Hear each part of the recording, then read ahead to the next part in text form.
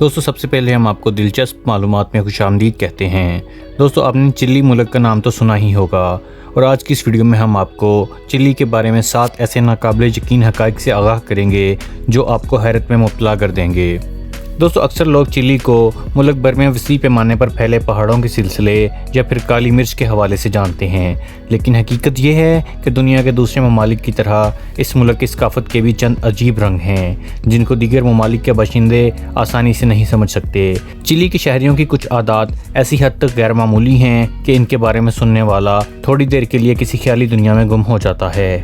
دوستو ویڈیو شروع کرنے سے پہلے اگر ابھی تک آپ لوگوں نے ہمارے چینل دلچسپ معلومات کو سبسکرائب نہیں کیا ہے تو سبسکرائب ضرور کر لیجئے اور گھنٹی کے بٹن کو بھی ضرور دبائیے۔ دوستو چلی کے اکثر مرد شادی کے معاملے میں لڑکی کی شکل و صورت میں زیادہ دلچسپی نہیں رکھتے، بس وہ یہ چاہتے ہیں کہ ان کی بیوی ایسی ہو جو کھانا اچھا پکا سکے اور گھر کی دیکھ بھال کر سکے۔ تاہم امیر خاندانوں میں چونکہ کئی ملازم موجود ہوتے ہیں تو ان کی خواتین زیادہ تر وقت اپنی دیکھ بھال میں گزارتی ہیں، اس کے لیے وہ جم اور پارلر ضرور جاتی ہیں۔ دوستو چلی میں کوئی بھی جمعے کے ایسے دن سے خوفزدہ نہیں ہوتا جو 13 تاریخ کو آتا ہے۔ اس کے علاوہ چلی کے باشندے نہ تو کالی بلیوں کو منحوس قرار دیتے ہیں اور نہ ہی دیگر بری علامات کی پرواہ کرتے ہیں، لیکن یہاں 13 تاریخ کو آنے والے منگل کے دن کا معاملہ مختلف ہے۔ اس روز کو مقامی افراد بدقسمتی سے تشبیہ دیتے ہیں، لیکن اگر 13 تاریخ کو جمعے کا دن ہو تو پھر وہ ان کے لیے ایک عام دن کی طرح ہوتا ہے۔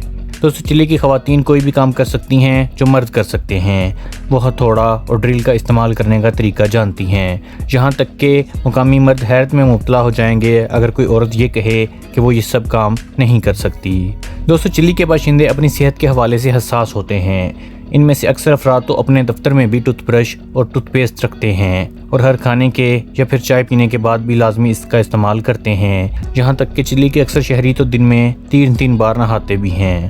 دوستو عام طور پر ہم رات کے کھانے کے بارے میں سوچتے ہیں کہ ایک گرما گرم کھانا ہو جو انتہائی مزیدار ہو، بھوک لگی ہوئی ہو اور کبھی کبھی میٹھا بھی ساتھ ہو، لیکن چلی میں لوگ شام کو بہت زیادہ نہیں کھاتے۔